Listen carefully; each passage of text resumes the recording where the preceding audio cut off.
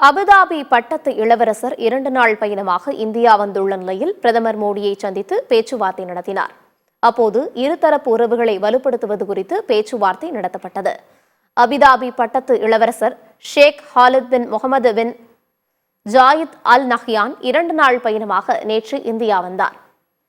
அவருடன் அமீரகத்தின் பல்வேறு துறை அமைச்சர்கள் மற்றும் வர்த்தக பிரதிநிதிகள் அடங்கிய உயர்மட்ட குழுவும் இந்தியா வந்துள்ளது.